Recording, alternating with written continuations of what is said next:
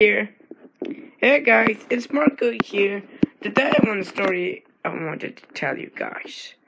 You know, there's a Minecon Earth 2018, which is a Minecraft live stream.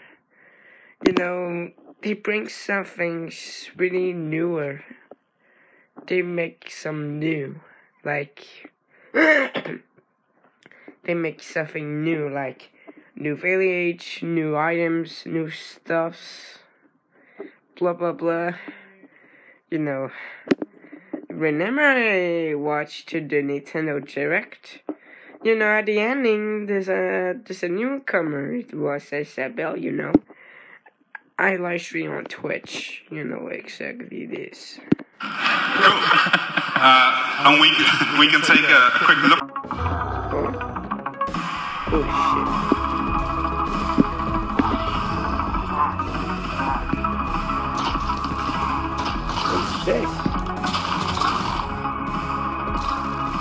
What does your big village your face look like? Is this becoming an animal?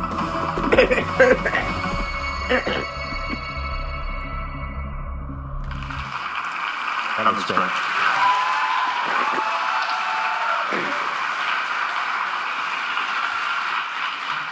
Yes, so as you can see, the pillagers are wreaking havoc together with this new monster. And this thing is currently, we refer to it as the Illager Beast. It will join the raids and is really tough. So it's quite a challenge to take down. It seems to be smashing its way through the whole place, though. Yeah, absolutely, yeah. And so these raids I don't know what this is, but I don't think twice. Come on, where's the freaking Minecraft movie? If you have a name suggestion, I'm all ears. But we kind of grown fond of just calling it the Beast. So do we know kind of why these pillagers are kind of doing what they're doing, or is that not quite decided yet? It's one of the Minecraft mysteries. Okay.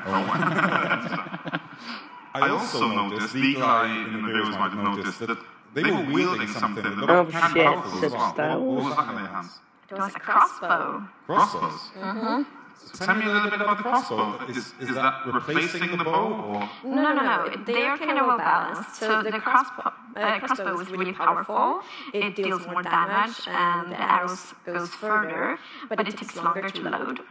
And it also comes with new enchantments. Just want to say that because it's cool. Great. I think we can check that out as well. Show us the video of the crossbow. Wait! A new crossbow! A new item is a crossbow? Are you serious? What? A firework?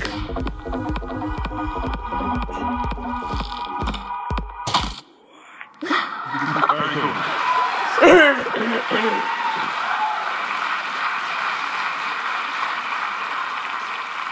And the crossbow, is that going to be similar to the trident where you have to kind of discover it in the world? Or? No, you can craft it. Cool, so that's craftable item. Yes. And say the kind of multi-shot thing there, that's how the enchantments work. Yeah, that's one of the enchantments, and we have fast load, and there are also another one. More to come. Okay. Yes. Yeah. Cool. So, I mean, hello. This stuff all sounds absolutely amazing. Can you guys when players are going to get these features? So the Village and Pillage update will officially come out early next year. But we are in the Java snapshots. You will be able to try out some things in the experimental phase. But we will also release some features before the holidays. Okay, some of those features or some... No, so first of all, we're gonna introduce cats as their own mob instead of being ocelots. Yes, so we thought that ocelots and cats are amazing, so they deserve to be their own mobs. And we have done lots of updates to the cats. So there will be stray cats walking around in the villages, and you can have them as a pet, and they can do morning, and also the phantoms are really scared of cats. What kind of gifts do the cats bring you, like diamonds? Not really diamonds. It's secret, but not diamonds. Okay, cool. More cat kind of gifts to have. I can see here, so you've updated the... I mean, you used to have 3 cat skins, right? Yeah, exactly. So we are going to add more skins for the cats, and we thought it was funny to have 9 skins. And as you know, one of the original skins there to see the cat was based on my wife's old cat, Newton. And you can see the big question mark here in the middle that we are going to ask the community to submit pictures for their cats, and is going to have their cat immortalized in Minecraft. So they can get their real-life cat, then we're going to make it into a Minecraft cat, and that will be the 9th cat skin in the game. Exactly. So there will be more information about this, exactly how it's going to work on Minecraft.net in a few weeks. Okay, that sounds amazing, and that's a pretty cool prize, I think.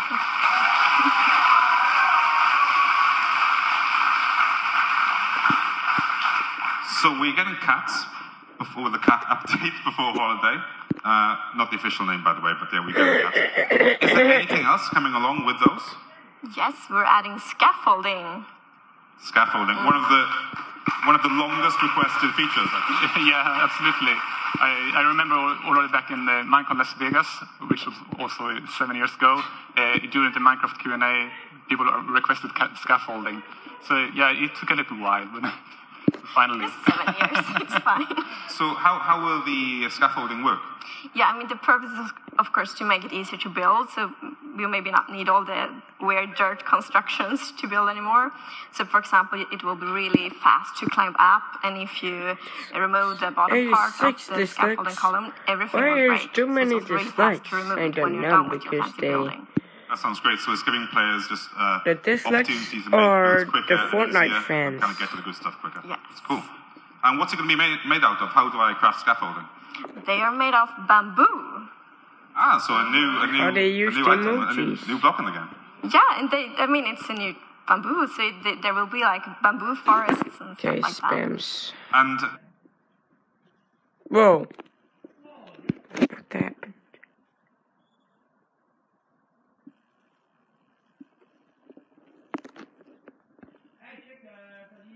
You're correct. Ooh, is that a panda?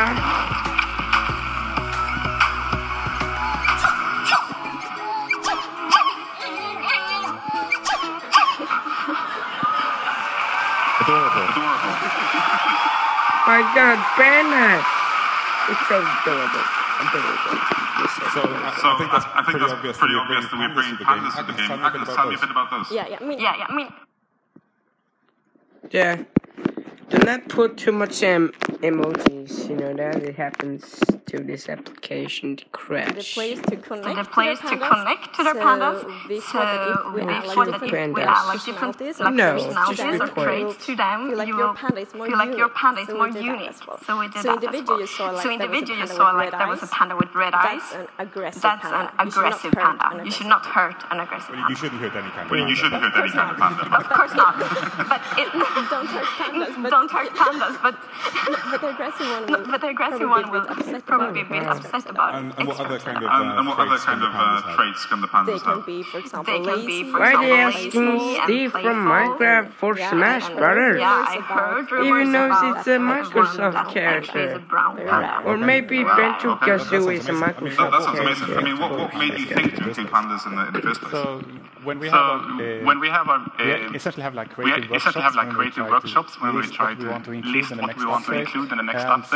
And since we have such a huge community in China with 150 million registered players, we invited our partner Netties to give us feedback from the Chinese community and what they really wanted to see in the game. And obviously they picked the giant panda.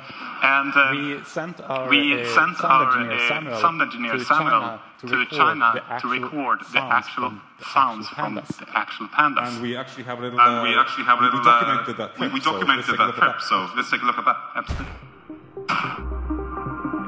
模样非常重视中国的 Minecraft 玩家。 Oh my God, that's a 把 Chinese. 中国的特色生物加入到 Minecraft 中， Is that a Minecraft China? 就是国宝大熊猫了。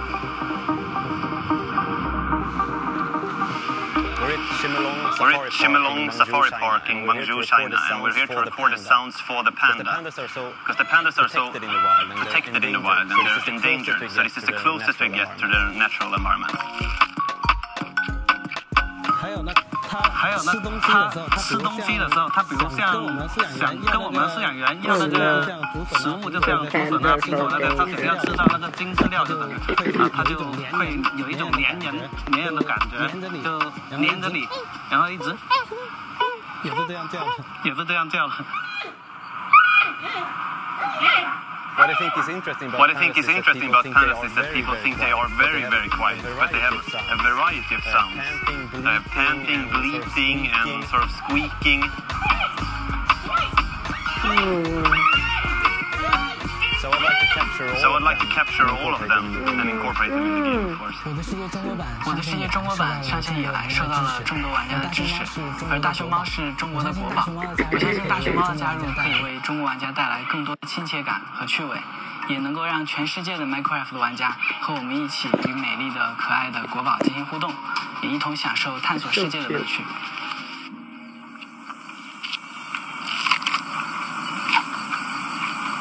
Are we calling pandas eating? Yes, okay.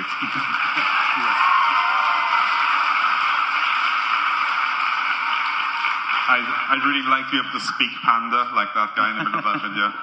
Sound effects. Anyway, this all sounds completely amazing. I can't wait for us to get our hands on it. So just remind me again, Jens, when are we getting these things?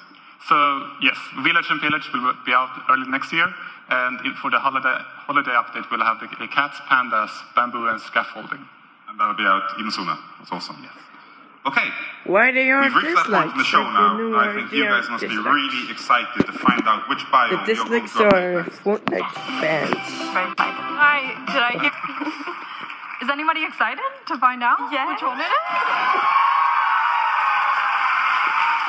Okay, so who gets to do the honors? Yes, I am excited to find about this. Is it the Minecraft movie? Okay, this is very exciting. Drum roll, please.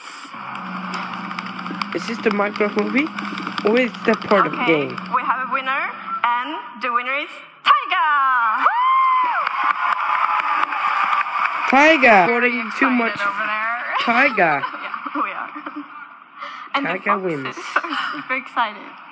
Are you excited about updating the tiger? Absolutely. It's going to be fun. It will be a lot of fun. Well, thank you so much for sharing all these updates with me and for sharing what's going to happen to Minecraft in the near future. Let's take a quick look at the recap and see again what's coming to Minecraft soon.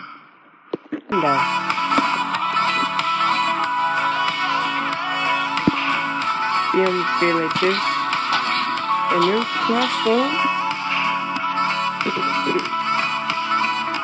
a new biome architecture, a new pillager and beast. Stay tuned for the post-show recap, followed by the live developer panel, backed by popular demand. And we also have amazing community panels going up on our YouTube channel. Yes, I'm using I'd like to thank all of the people that made Minecon I needed possible. to live stream on my iPod Touch. And Redmond, who continue to bring new and fun experiences to Minecraft. To the Minecraft Dungeons team, congratulations for sharing the first glimpse of our exciting new game. To our special guests and panelists, to Kate the Chemist for blowing up our stage. And a huge thank you to my amazing co-hosts. Wow. Give me Minecon in Earth. It takes a lot to put on a show like Minecon Earth, so thank you to the team and crew who worked so hard to bring it to you. But the biggest thanks of all goes to you watching Minecon Earth. From wherever you are, we're so happy you joined us. Thank you and goodbye! Is this the end of Minecon Earth? That's it?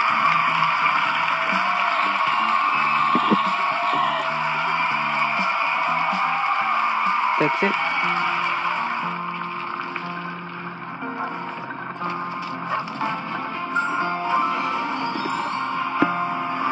Sorry, is this the... Oh, no, it is. Oh my god.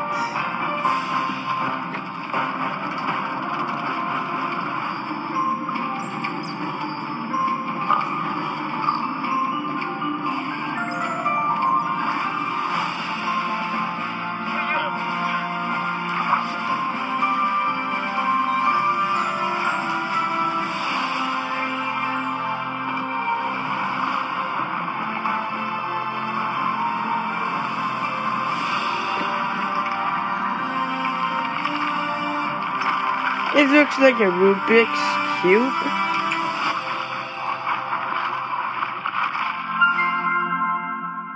That's it.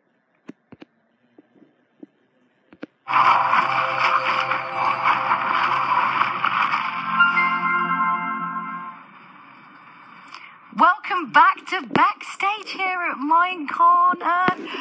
That was an incredible show. I have to say, this is going to be really hard to fit into 15 minutes. How are you doing? I'm freaking out right now. How are your notes there? Because mine have just like gone a bit big. I've got lots of scribbles going on here. There is so much amazing stuff coming up. There's a lot coming up. It's crazy, you know. So how are your notes?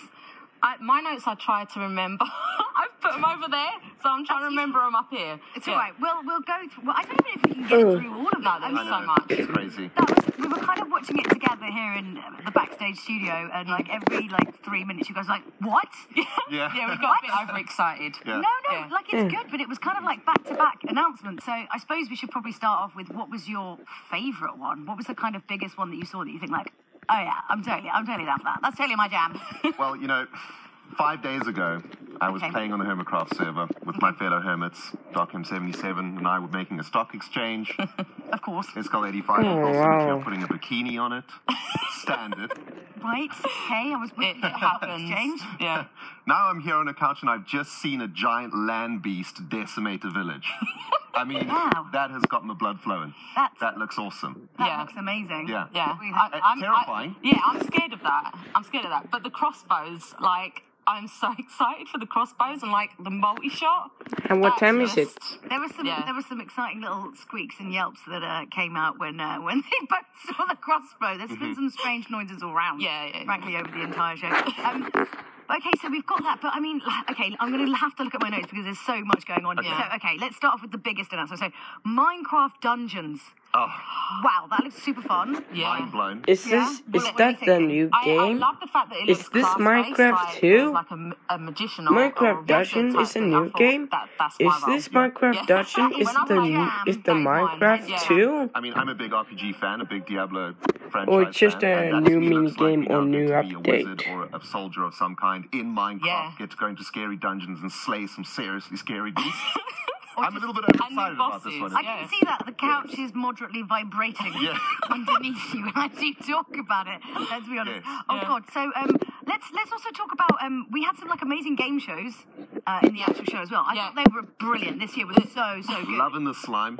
The slime. We should have more slime. More slime needed, poured on top of people. Can like, you guess that for next year? They were just covered in it though, and then it was all on the floor. I feel sorry for the person who's like clearing that up. Yeah. They did I think they put a bit of tarp down there or something. Right, okay. I think. Fair enough. Yeah. Because the science experiment was like one of my favourite things. Like, how do I do that? How much trouble am I going to get into if I do that in my flat? Well, if you do that at home, it's going to be all on the ceiling. But what a magical few moments for basically a month of my at home in any way, shape or form, just so we're clear. I particularly enjoyed watching the boys and girls playing with the little fluffy squares.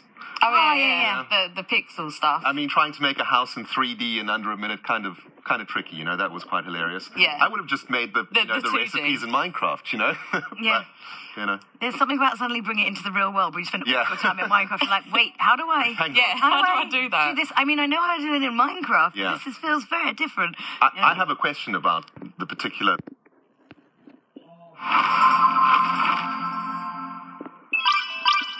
Hi, I'm Jens. And I'm Agnes. We work on Minecraft. Hi! Minecon Earth is returning to your screens on September 29th this year. And we're calling on you to help shape Minecraft development. We'd like you to choose which biome we update next. The one with the most votes gets cool new features and mobs. Let's take a look at the options. During the Minecon Earth... Look, it's Tiger. The winner is Tiger. You know, that means, you know... I'm freaking bored. Yesterday, I'm just thinking about what you said. Where's the Minecraft movie? Yeah, you know, where's the freaking Minecraft movie? This little past day, yesterday I made more adventures, so... Where's the freaking Minecraft movie? This little pasta. Okay. Oh no. Fortnite ends and name modes performed by Super Mario. Unreal Rayman, why did you do this? No. Ah! Oh my god, there's... Oh my god. There's too many... Fortnite.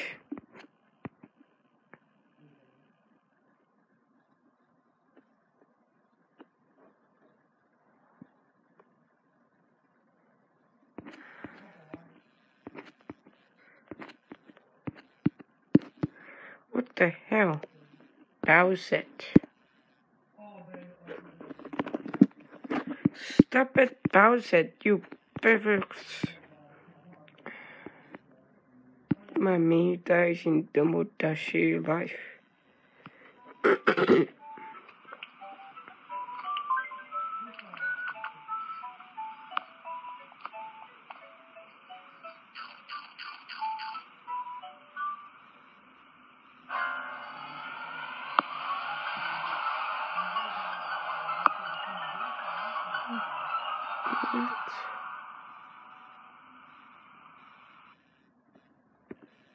What?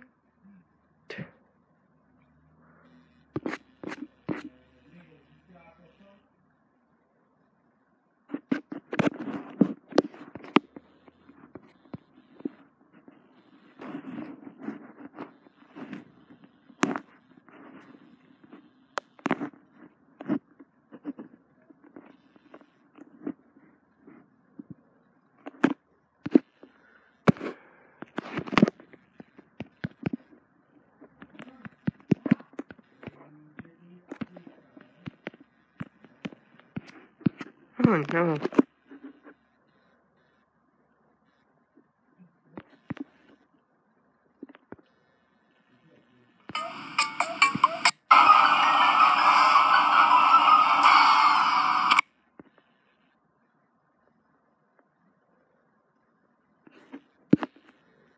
No. Is she dead or is she alive? Is she dead? I don't know.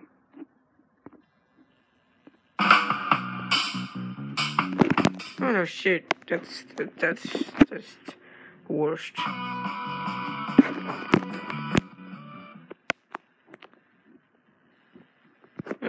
Okay then, I just been talking about that. Oh no! What's the name of the bull crap? I don't know. It is the 42nd of all time, and you don't. Okay, where's the Minecon Earth?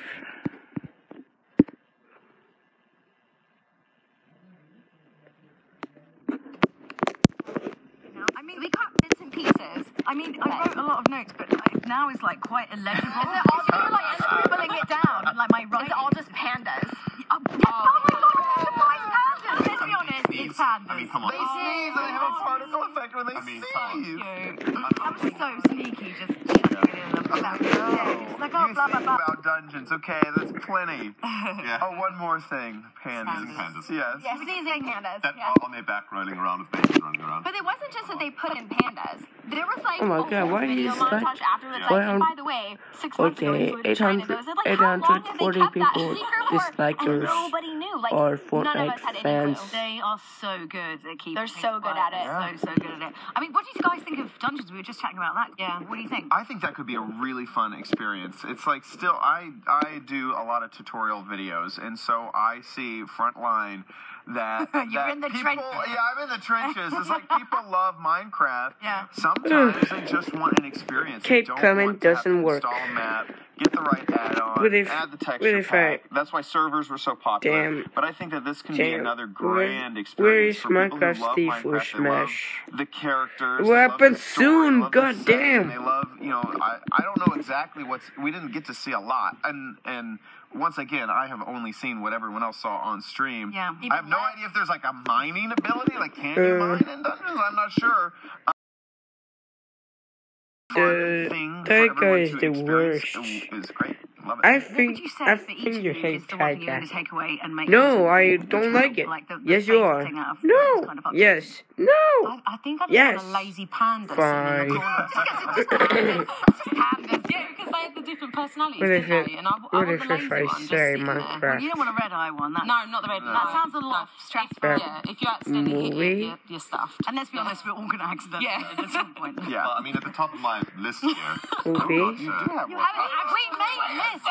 I've literally seen the top of his list. We're not joking. We've been doing work. No. My dude, you look. Okay, so they came to me. So after we had pitched, so we all pitched our idea. And you're like, I want to look like Hugh Jackman in The Greatest Showman because that's the thing. That's exactly That's what exactly what we went what you for. said. Exactly what we went for. joking. So we pitched the idea, they come back, and they go, we'd really like to take this a little bit over the top. We just want to make sure that you're comfortable You're with like, doing this. And I was I've like, already got the jacket. 110%. Let's go. If anyone's gonna do it, it's Chad. Oh my gosh, wasn't that incredible? They have a costume team, and they are so good. It's fantastic. Yeah, But crossbow's probably my favorite thing. Yeah? Crossbow's pretty Yeah, incredible. that's pretty Yeah. cool. And the landings. I'm pretty good. I got so sad when it trampled all the crops. Yeah. I was like, those crops, poor villagers.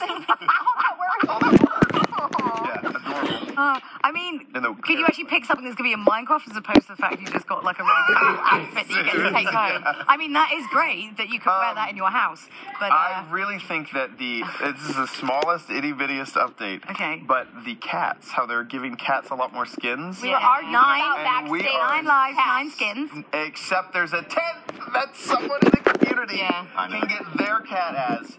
And I will throw my career on a fire to get my cat. We were arguing. Him and Martin, we all own cats, and we were No, all it's like, my it's gonna be song. my cat, no, it's gonna be my cat, no, it's gonna be my cat. And then we started negotiating, okay, what if it's like my cat's feet, and your cat's color, and your cat's face, then we can be all our cats. But it's sort of like UN brokerage deal. Go on.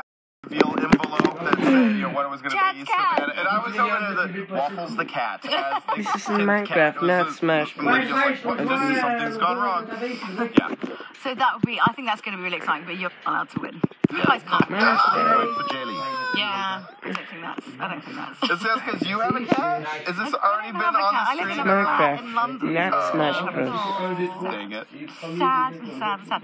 But yeah, I'm really excited about everything that's going to be updated. I'm really excited to see, obviously, what you guys are going to create from all of this wonderment. We all know your videos are just now going to go IRL, and so you can be dancing around your kitchen as some kind of ringmaster. Why is Russian people Yeah, check out or my Japanese chat. people? Yeah, absolutely.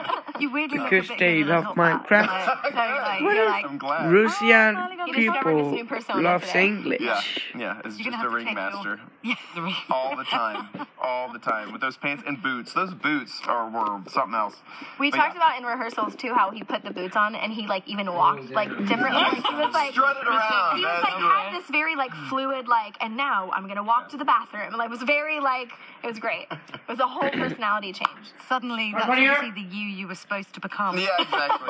Just a tough Funny, like I don't know, Minecraft just brings out all these kind of weird things for everybody. Weird, Yeah. yes. Weird, yeah. Right, but to get back to Minecraft, one thing that was mentioned that kind of was glossed over is add-ons you can add any creature into the game, and that is I know Any people are map creature? makers who are very technical in Minecraft, but to be able to sometimes it's like only a villager has a trading menu, and that's it. Now, I'm not sure if you can throw a trading menu into any new creature, but like basically you had those 5 mobs to work with, or maybe you needed to be able to ride it. So that's only the pig and only the horse. You had to edit mobs instead of creating whole new ones. So that is a small feature that's really cool. Really this may sound a bit boring, but I'm quite pumped for the fireplace. I love it how you guys get like really obsessed about one tiny little thing like that. Callum was like the chests thing. Oh my I was god. having a chat with Trace about it. Yeah. I have a suspicion, and this may not be how it works, but I have a suspicion that we now perhaps have a way to sleep without a bed. Yeah, that would be Sleep next to the amazing. fireplace. Yeah. Or maybe your cats can recharge their health by sleeping next to the fireplace. Like there will be ways for like I really hope dogs and your cats to. I hope that the fire emits a lot more light than any other light block. Voila. That would be cool. Yeah. Speaking of fire, this is the most tenuous segue you're ever going to hear on a live stream. You are all fire. Yeah, basically, yes. We've got the developer panel ready to go upstairs, so it just remains to say thank you so much to all of you guys for being in the post, and I'll be back after the developer panel with Lydia to close out the whole show. So we will see you very, very soon. Thanks, guys. Cheers. Bye. What? Is that? They're back? Right. Welcome everybody to the Minecraft Developer Panel, where we will be answering questions from the community. So we'll start off with some basic introductions. I'm Adrian, I work as the producer for the Java edition, but today I'll be the moderator for this panel. I'm Anita, producer on Bedrock edition. I'm Nathan, or Dinnerbone. I'm a developer on the Java edition. I'm Jason, or Argo Major. I'm a developer on the Bedrock edition. And I'm Corey, or Kojo, and I'm a developer on the Java edition. All right, and with that, we'll just get going with the questions. So the first question we got here is, does Mojang think of keeping Minecraft Java edition up to date with the Bedrock edition as long as Minecraft exists? What do you say, Anita? Yeah, of course. In fact, right now we are co-developing our features now. We want to make sure that all of our players across all platforms get the same features and updates at the same time. They might not come out on the same day exactly, but in the same range of like 1 to 2 months. All right, so roughly similar to what we got going with Update Aquatic? Mm-hmm. Yep, that's right. All right, sounds great. So Nathan, do you agree with this? Yeah, I completely agree. I think this the co-development strategy we tried out for Update Aquatic, that was the first update that was like half design in Stockholm, half design in Redmond. And I think that went really well. And in addition to that, we're also investing a lot into the Java edition. Like in this update, we got some rewrites to like the rendering engine and lots of other optimizations to just try and make sure that this is a platform still worth playing. Okay, that sounds great. So similar to the Update Aquatic, Village and Pillage update will also be like simultaneously released roughly. Perfect.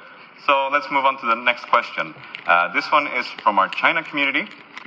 Will natural disasters happen in Minecraft, such as typhoons, blizzards, or earthquakes? Corey, what do you think about this? So, while all of these things are very cool, one of the key features of Minecraft that we like to follow is that the player has to cause the events in the game to happen. Like, if you have a typhoon or an earthquake or a hurricane that just happens without the player causing it, that sort of disrupts the game and causes destruction that the player is not responsible for, and that's not really what we want, even though those things could be really cool. Yeah, back probably about 3 years ago, I actually did implement a tornado, and it was super cool, and I was super excited about it, and it was all this fun stuff going on with it, and then we started sort of thinking about it, and we're like, you know, that would really suck to be in my world. I've been building my house, working on it for 5 years, and then a random tornado comes down and destroys the whole thing. Yeah. And we're just like, it didn't feel right, and we ended up abandoning that work. Okay, did it ever happen to you that a typhoon or a tornado, destroyed your house? Not personally. You just went on with your happy place, basically.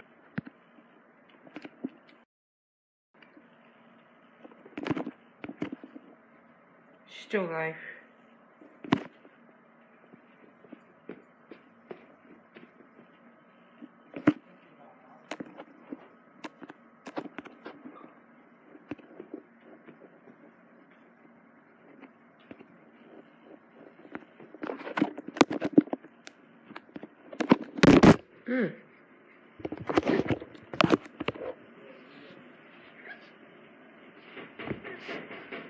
So after that kind of goes into the development side of how we actually go fix them. Jason, you want to expand on that? Yeah, so kind of once we decide which bugs to prioritize, we then assign them out to, because we have multiple teams in the Redmond studio, and we decide which is the most appropriate team to do that. Those teams then figure out which developer knows that area of the code base best to decrease the chance of introducing new bugs.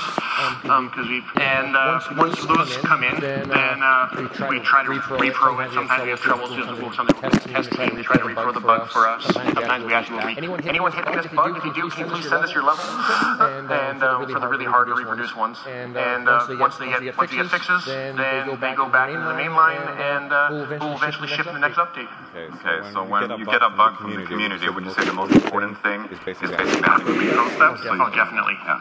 Okay, so let's get the repro steps in there, and then we'll be able to fix more bugs.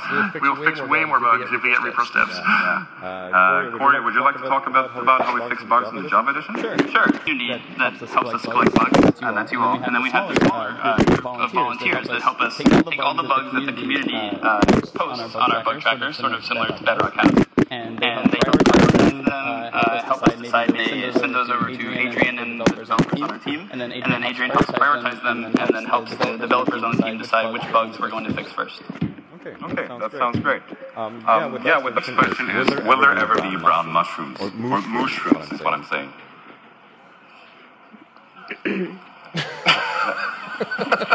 Corey. You look excited. Don't you dare. Yes, we're going to add brown mushrooms. Really? Yeah, we're going to add brown mushrooms. Okay. Just because of that question. Okay, we will talk about that. Okay, we can just move on to the next. What's the hardest feature to get to work across so many platforms? What happened to Super Duper? Ida, you want to talk about that one? Yeah, so for Bedrock, we have so many platforms, and canceled. I'd say the hardest features are generally the input ones because there's touch that we have to consider, there's VR, there's mouse and keyboard, and just getting that experience right for our players and all the different ways you can interact with Minecraft. One of the ones that Jens and Agnes talked about earlier today was the scaffolding. That's probably very interesting and how you kind of move through that and how we can figure that out. So we did a lot of internal prototypes and things like that. So excited to have that come out for us too. Outside of input, there's also performance, because we have such a wide range of devices, from a lot of low-end devices to ones that are super powerful, is good for every player that plays Minecraft. So, Jason, I know you have a specific example about that. Yeah, so performance is always an interesting challenge with the wide range. Like, we'll run anywhere from a 6-year-old iPhone up to the latest and greatest PC. And so one of the interesting examples was we always develop on PCs, and we were running stuff, so we had bubble columns get put into the game, and everything was great. We're like, this is awesome, bubble columns are cool. No, it doesn't. And then we tried running them on phones, and they weren't running quite so well. So we had to come up with a new solution, which was basically on the block, you put an animated texture on the side, and we have to put a toggle in our game to kind of control. But you can kind of choose which approach you want, and you can see it in the cheaper way for the machine or the more expensive way with the phones. The performance, everything there was the part of it really which you replaced with a texture. Yes. Okay. I can imagine that there's there's over 10 platforms that runs Bedrock right now, and getting performance up to date, I guess it must be hard. Let's go with the next question. Is there anything you've always wanted to add to the game that you've never been able to? Sure. I remember way back in the day, my very first entry into Minecraft, I made a mod, 2011. This was unknown territories back then. And my mod was just very simple. It was, you could build a portal from one place and it takes you to another place. Like, you get to select where it was. And because I'm a huge nerd, I called it the Stargate. So how, when Craft.net/Minecon.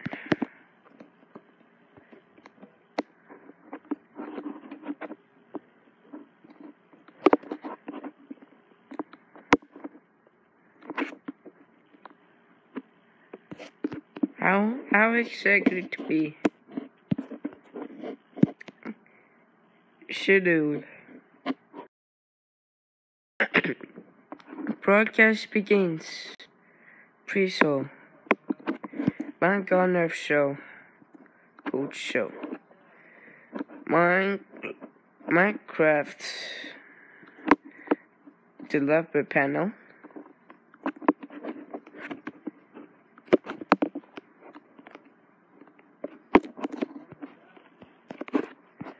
And the last, studio rap. Broadcast tense.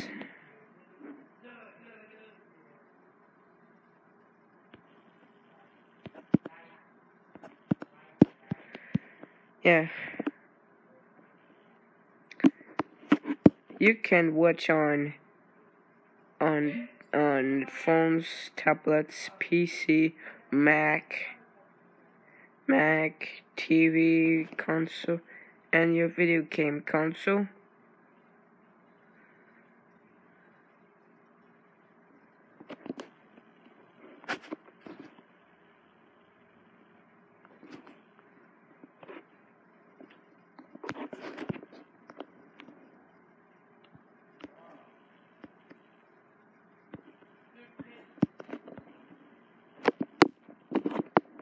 Separate with swag. The green Minecraft sheep. What do you mean a Minecraft sheep?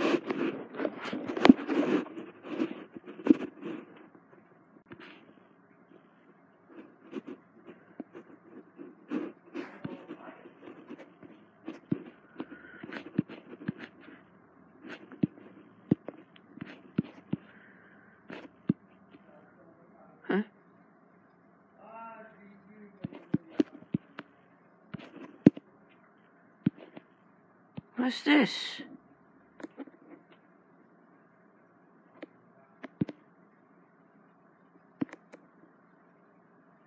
What's this, Teeter?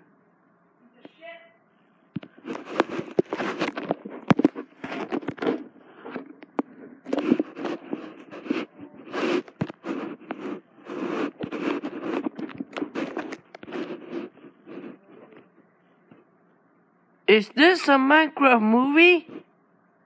Or just a Minecraft animation on YouTube? What do you want? 68 videos.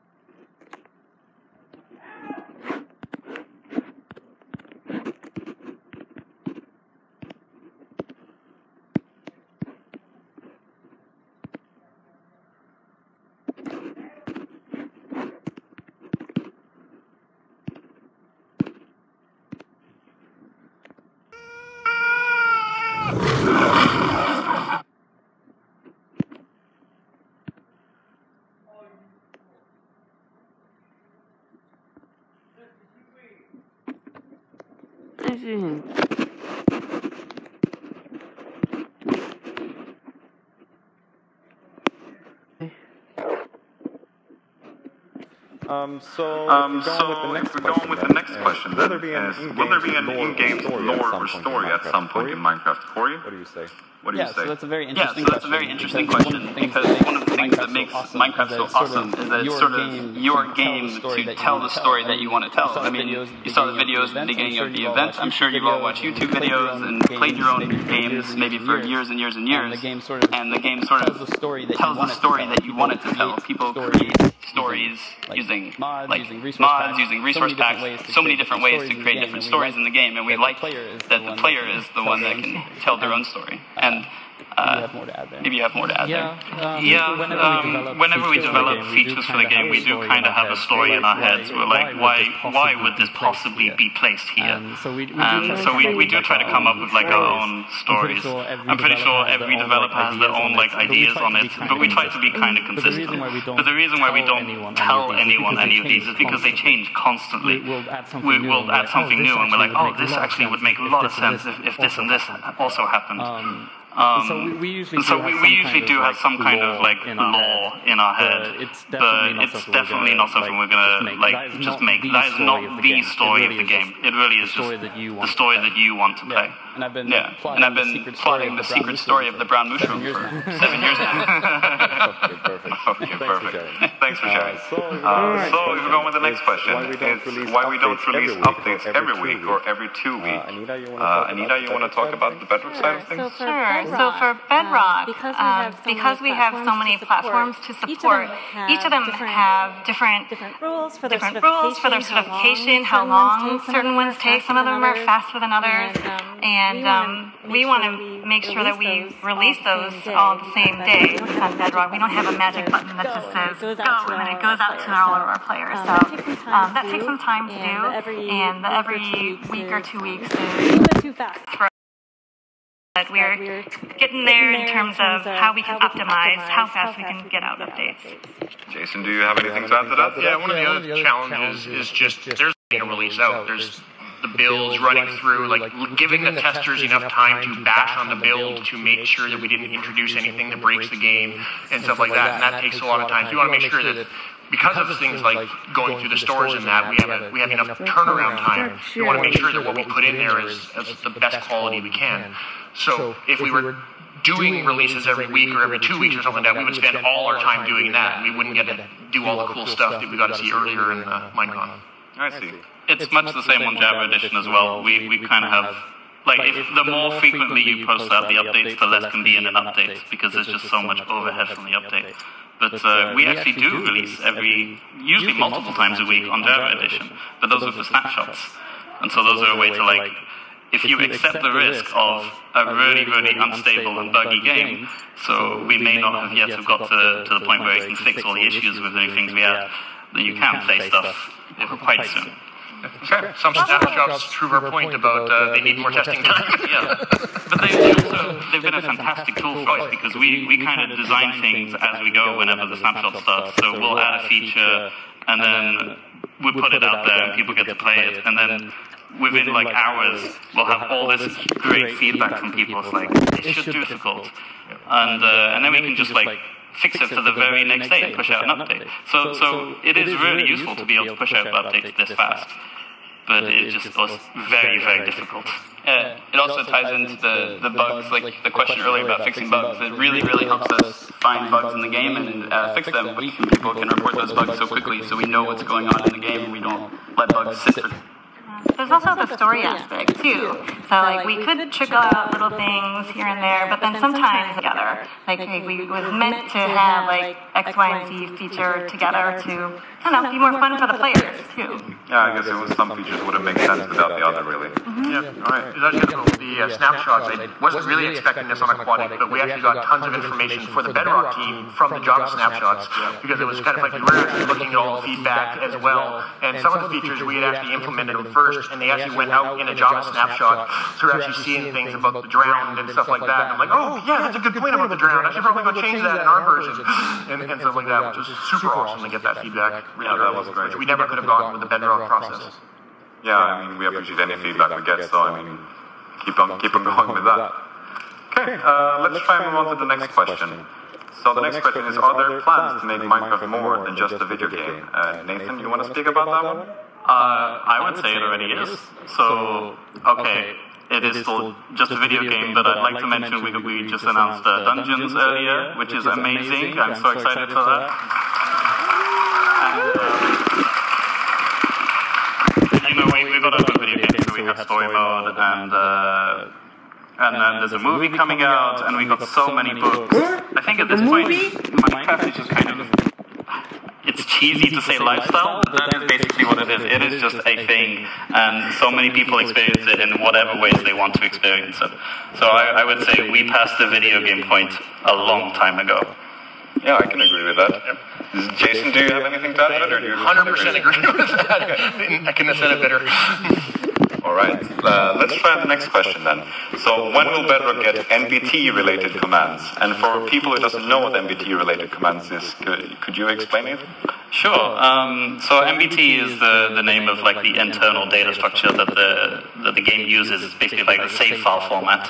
And some time ago on Java Edition, we added commands that can edit the MBT, which is basically like you can change the world to exactly how you want. So you can make entities start riding and any other entity. You can have dragons riding pigs, which, I don't know, crazy size. There's just so many crazy things you can do with MBT. But on the other hand, it is extremely difficult to support this.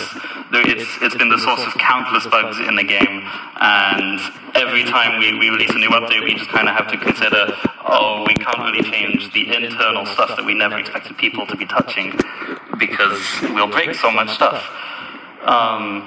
Yeah, so kind of based off of when we were bringing commands into the game, because of some of the issues that the Java team had experienced and challenges that they'd hit with that, we kind of chose not to put MBT commands in, because ultimately it is, as Nathan said, it's exposing internals, and it kind of locks you to those internals, because if we ever change it, we now have to support the previous version and the new version of it, etc., etc., etc., and with this game being around for so many years, it becomes a huge bottleneck for us for testing and all the stuff that makes our releases actually can take longer to go out, and makes reproing issues harder, because you're like, well, this command isn't working for this one player, and it's like, well, it works for us fine, but it's like, oh, because they were running it on like 7 versions ago of that stuff.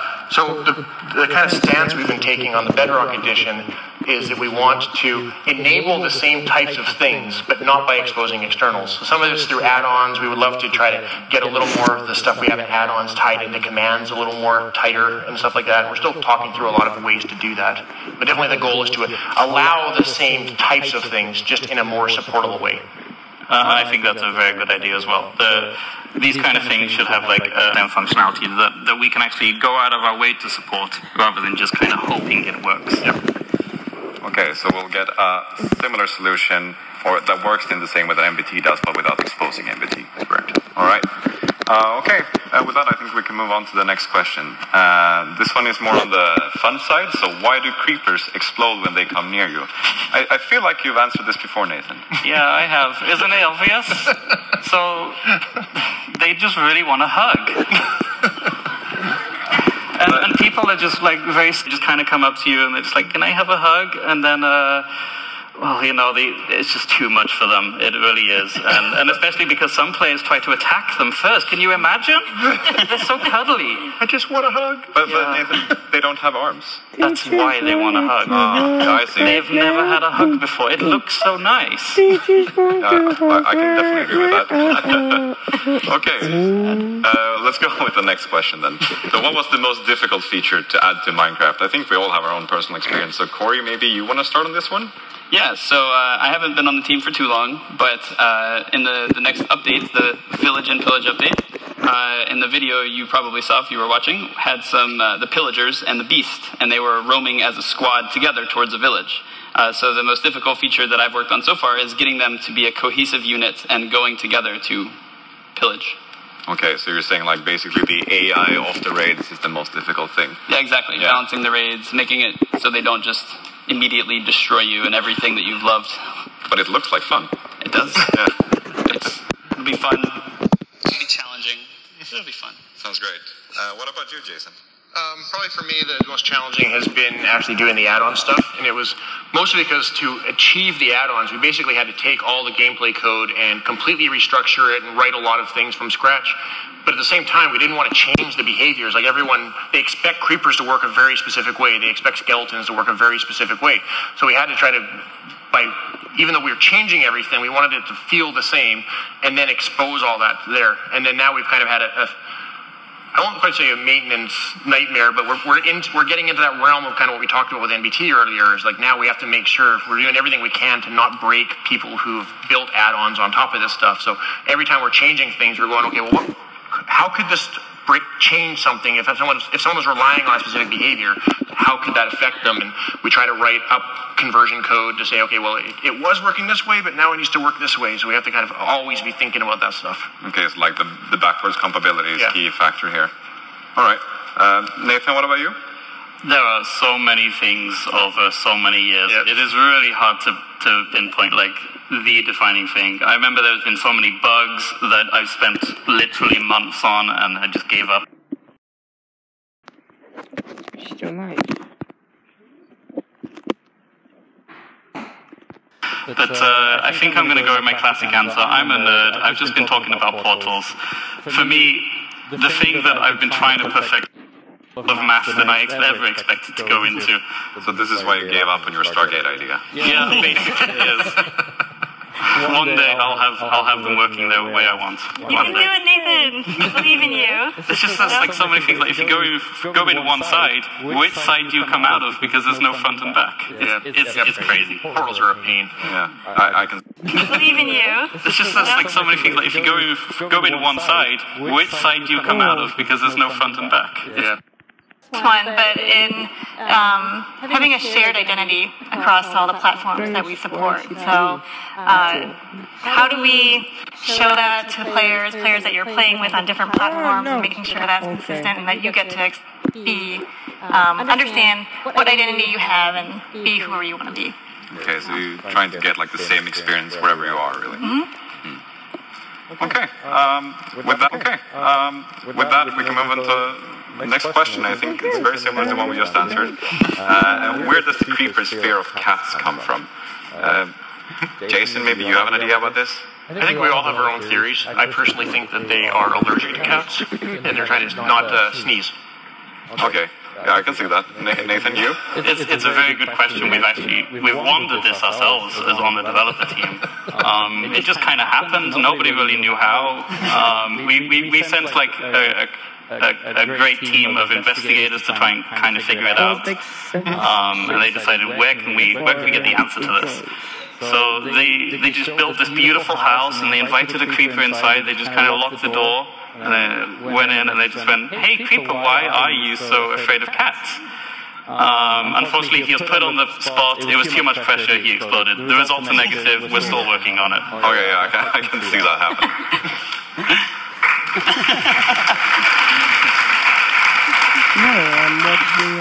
Okay, let's go with the next question. Can we get more variety of gems, trees, and ores? Is that something that's happening, Corey? So we all love new gems and new trees and new ores, and everybody wants more. But we have to make sure that when we add new things to the game that they serve a purpose, and we have to make sure that they fit in with the other things in the game. So when we add a new gem or a new tree or a new ore, we want it to interact with the existing game, but also add something new to the game, because we want every single thing that we add to be unique in some way, so that it adds a value with that. So yes, we're going to add more, but we don't want to just throw a bunch in at once, because that wouldn't be fun.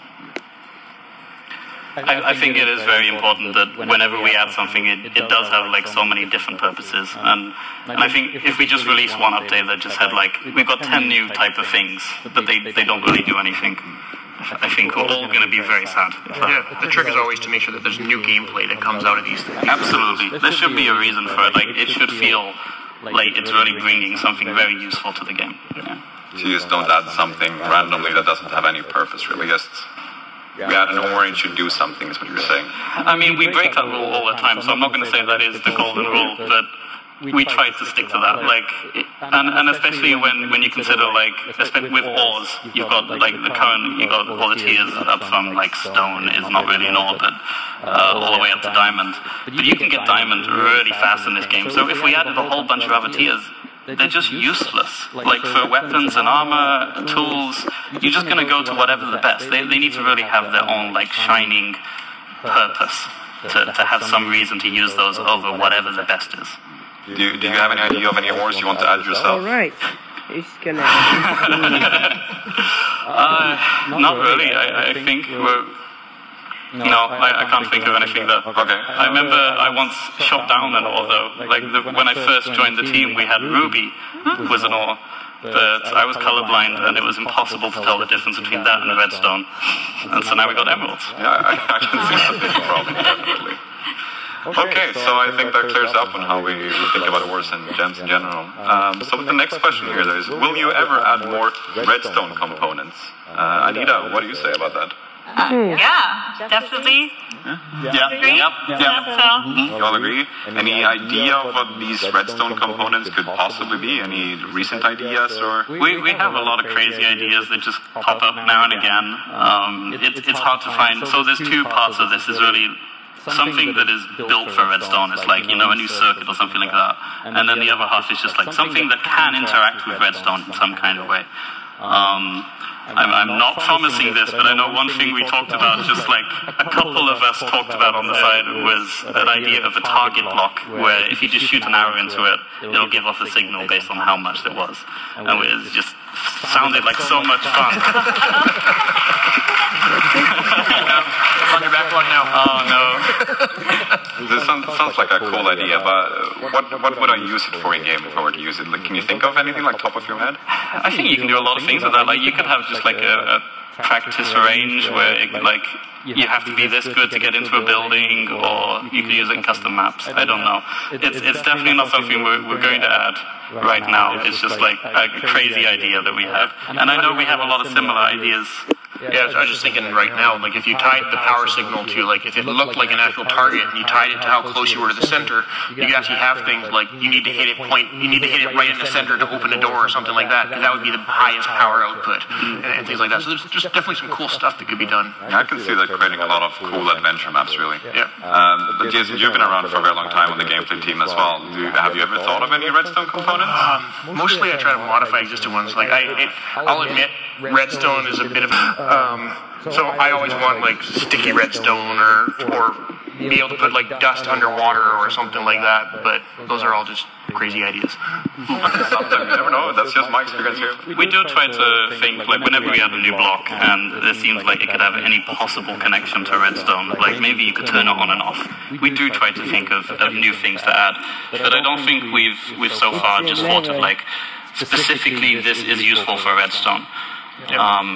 Maybe we just haven't gotten to the next redstone update. I'm not sure. In my mind, the redstone update was still quite recently. Oh, it's not that recently, though. I know it's not. We've had redstone for like 2 years or something now in Bedrock, so it does actually feel kind of recent. Yeah. All right. Let's move on with the next question. Who made the structures like jungle temples, ocean monuments, and strongholds? Anita, could you speak for that? Yeah, so for the ones that you mentioned, I believe Jens had put those in, but I don't think that's what you're actually asking. In terms of lore, I think, Nathan, you might have more to add there. Well, I'll answer this question with a question. If whoever built these had like mine shafts running through the entire world, they're all over the place, but they've left all of the diamonds, all of the good stuff alone. What were they digging for? I thought they were digging to leave the things for me. Oh, yeah. Okay, well, that's solved. There we go. Or Adrian. Adrian's secret of the mine. It's my mind. Corey, do you have any idea about this? I mean, this kind of ties back to the whole telling your story thing. I mean, we have our own ideas about who built them, but if we put that in the game and we said, this is the reason these are here, well, then you wouldn't be able to come up with that on your own. So we sort of like that there's a little bit of a mystery to it, because that adds a little bit of fun. Yeah. Maybe you guys have some great ideas, and then we'll steal those later. Okay, let's try and move on with the next question. Were there any features in Updated Codec that you got rid of or that you scrapped? Jason, I know you... Yeah, so we actually had a mob that ended up in the Minecon mob vote last year, the Barnacle, but it was originally brainstormed as an enemy mob that we would put in Updated Codec.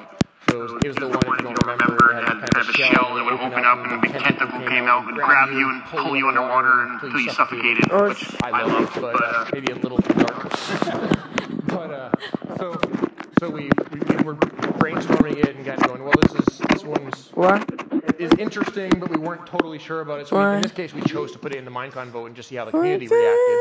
But for the other features, we mostly Est-tu attendu? brainstormed a whole bunch of stuff, put all things on the wall, and then we just had everyone in the brainstorm session kind of go, well, these are the things that we think will really resonate well and are most likely to be successful if we work on them. So we kind of worked on those in order, and we actually were fortunate enough that everything we started, we actually finished and did end up shipping.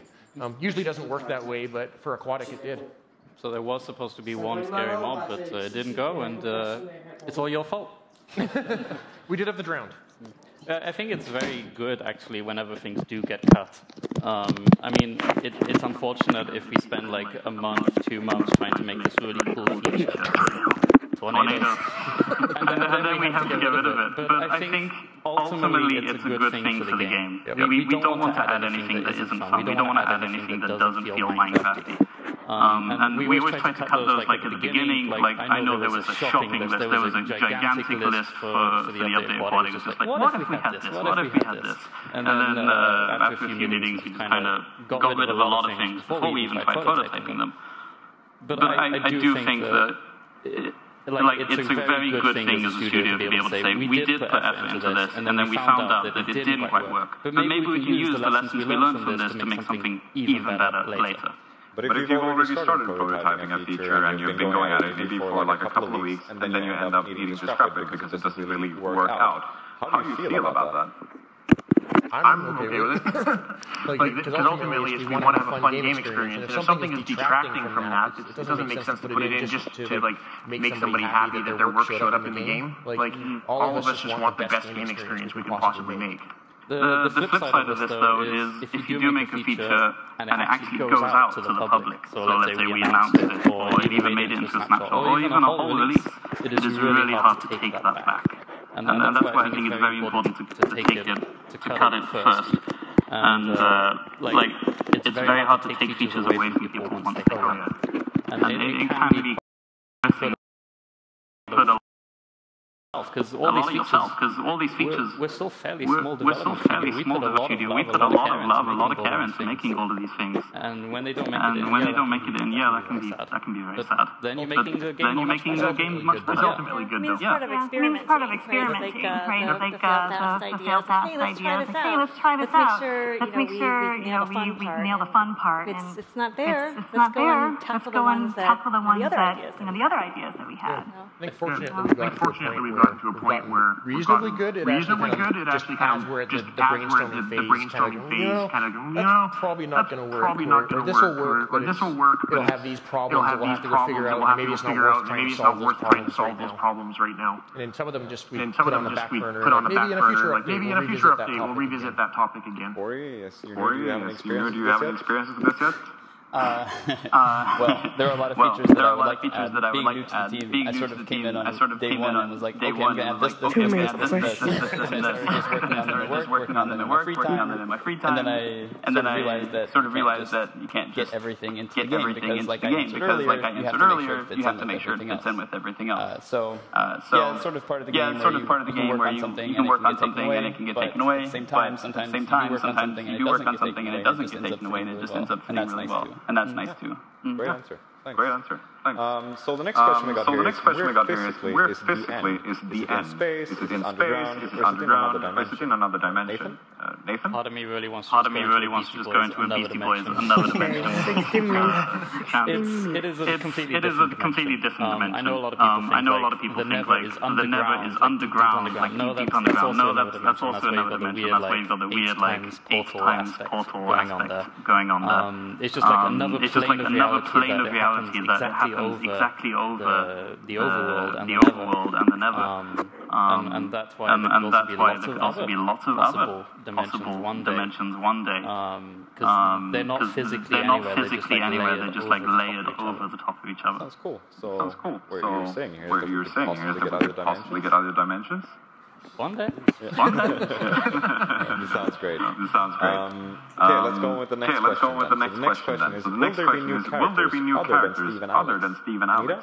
Anita? So Steve and Alex Well, the way that we think about Steve and Alex are that they are some of the characters in the Minecraft universe, and the players are a template for you guys to imagine yourself in the world. So you are also characters in Minecraft. In fact, I think we were talking earlier today about how we want to represent ourselves. I can't remember what yours was, Corey.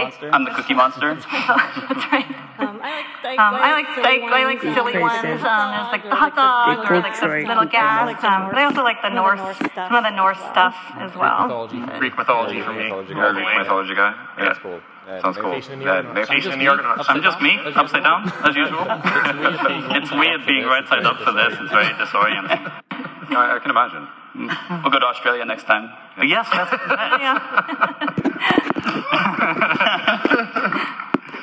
Okay. Anyone else want to add something to that? Corey, what do you think about not having other characters than Steve and Alex? Again, I think it goes back to the story thing. And I think it's pretty cool that you can have your own characters and tell your own stories. And it's sort of nice that Steve and Alex are just two portrayals of what you could be in this world. Because I know there are certain YouTubers out there who just like to keep the plain skin, and that's awesome. And then there are certain people who like to come up with their own skins, and there are people who make a career out of just making, characters for people who can turn that into their own stories. So I really like that the Steve and Alex are a starting point, but not really the ending point. I do agree again with the whole it's your story, it's not our story. Like we do present some possible stories with like story mode and the books and stuff, but ultimately you play what you want to play. Yeah. Great answer. Thanks. So if we move on to the next question then. So why can't the villagers actually have moving arms, and why can't they talk instead of saying all the time?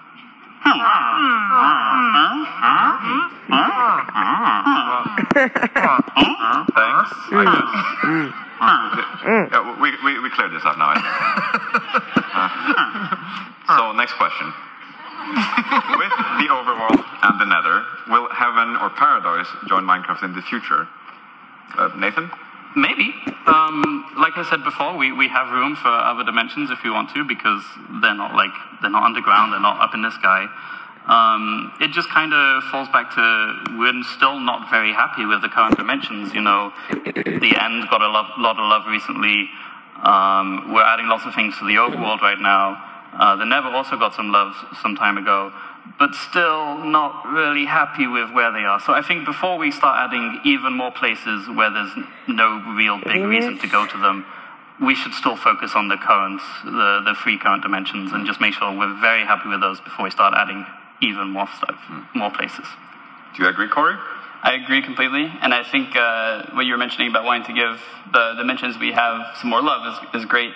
And I think it's sort of nice because with the dimensions that we have, when we update those and when we give them some more love, then we can sort of think about what would be a really nice counterpart to this. Like if you're in the overworld, you're in the nether, you're in the end, like what would be a good addition to these things? And so it sort of does make sense to think about it in terms of what can we add to the game that adds not just a new dimension, but a new style, a new way of thinking in the game. There's also, unfortunately, not to talk about gameplay side of this, but from the technical side of this, adding new dimensions is very expensive. Yep. I'm sure you can talk more about that. Yeah, definitely. Like you think there's a lot of work going into like a biome update and stuff like that. A dimension is just a whole other level above that. But nice pun. But because it's so much work, we do game jams pretty regularly in our studio, and I've actually gone off and prototyped a bunch of these things, and mostly it's just to kind of get that conversation started, and we want to just sort of in the back of our heads we're kind of thinking about it. There's never any goal of we're going to go prototype a dimension and we'll ship it in 6 months. We know that's not going to happen because we talked about there's so much stuff that we could do to improve the overworld and the nether, and I'm sure the end still has stuff we could add in there, but we want to at least get thinking about it, because these are things that could take years to really flesh out and have it be something that's meaningful. And they also, unfortunately, I don't know about the Bedrock engine, but on the Java edition, they are quite a performance drain. Like just having an extra dimension means your game runs slower, and we don't want game to run slower. So we're going to make sure that isn't a problem before we start adding even more things. Yeah, is that the same case with the Bedrock edition? It's less of a case. It's for us, it's mostly the number of players and kind of where they are. So when players are in the same place, it tends to be better. As players start to separate out and go in more places, you do that. And then the more dimensions you have, the easier it is for players to start spreading out. But it's not too different for us if you just have 10 players all in the overworld, but they're miles apart. But if you have them, it's about the same. There's a bit of cost and overhead to it, but it's not as terrible as it sounds. Yeah, and when you add a new dimension, I mean, you think about the Nether and the End, they sort of add tiers to things that you have in the overworld, and they sort of give items and blocks a new level. So if you were to add a new dimension, you would sort of think about it in terms of like, how would this affect the overworld as well? You have to. It takes a long time to take all those into consideration. It's all back to that whole meaningful thing. Yeah. Like, whatever we add to the game, it needs to be meaningful. So now you're talking about like a whole dimension of stuff to add to the game and how you fit that all in. Anita, would you like to see a new dimension? Of course I do. Are you like anti-dimension? No, I hate dimensions. I love dimensions. Yeah, but it's the same thing. Like, what are we going to put in there, and what does it mean? What is the player going to do? So, yeah, I mean, Minecraft's always expanding and evolving. So, definitely not shutting the door on that one. Yeah, sounds great. With that, I think we can move on to the next question then. So the next question is, how do we think of updates for Minecraft? And as a follow-up question to that, what is the hardest thing in updating Minecraft? Anita, you want to start? Yeah, so let's see. When we're thinking about what next for the next update, we look at a game, see what kinds of things need improvement, what areas need improvement. Might be whole areas like the ocean or, the villages and things like that. But then we also have lots of ideas of just all over Minecraft too, of like what we want to improve. And we can see what kind of goes together. So that's like two ways to think about that. So do you want to expand on how the teams actually go and meet?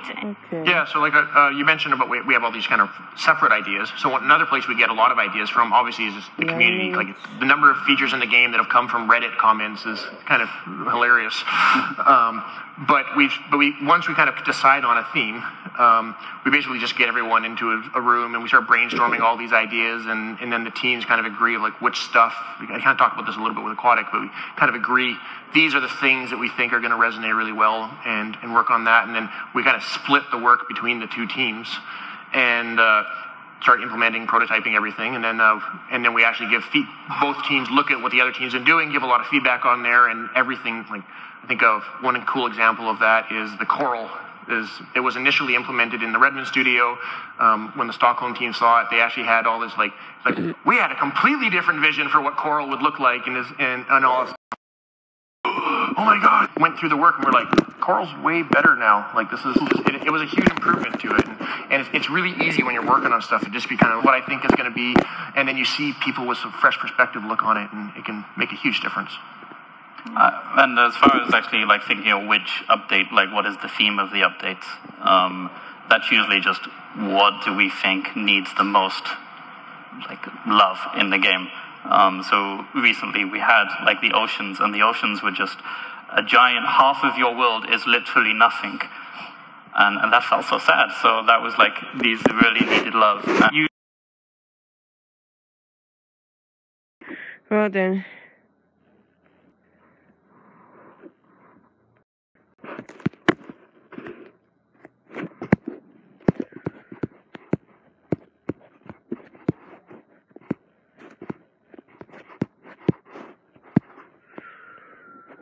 Okay, let's do your rap.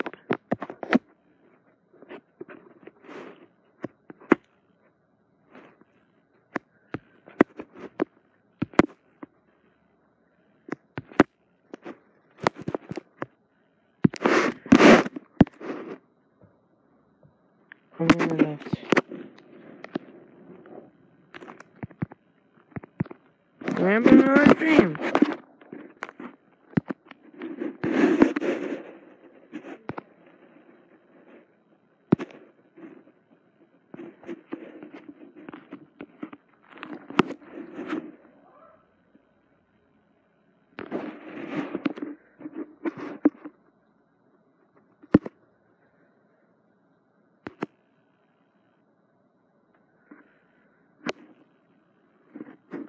Yeah, you were talking about coordinating, and one of the other things that's difficult is the time change. So we on the Bedrock side are pretty much working when they're asleep. So I know that there's many times where I'll just like write down all the things that like, oh, can you help with this? Or like, oh, what about this thing? And I'll go to bed and I'll wake up and like all these new ideas and answers will come through. It's like Christmas morning or something. It's like, wow, all this work happened when I was asleep. So that really feels good. But you know, there are challenges that we have to work through. I mean, I definitely agree with that. I know recently we had a meeting that was 9 in the morning for us in Stockholm, which is midnight over in Redmond, so that was kind of crazy. We try to avoid those meetings, but you know, sometimes they happen. How do you guys feel about having these late night meetings? I was going to talk about when I opened the call and I was like, oh, too bad it's late. I'm not going to show you guys like what I'm doing because I'm always in my pajamas or something. We had a technical difficulty, and all of a sudden the camera was on. I was like, oh, hi everybody, so I can see you now. So I think with that, you know, it's nicer to see each other, and I think going forward, I'll just, no matter what I look like, I'll just turn on the camera. But, well, you know, we're within, not like safe. Would you say there's any perks of having this time difference then?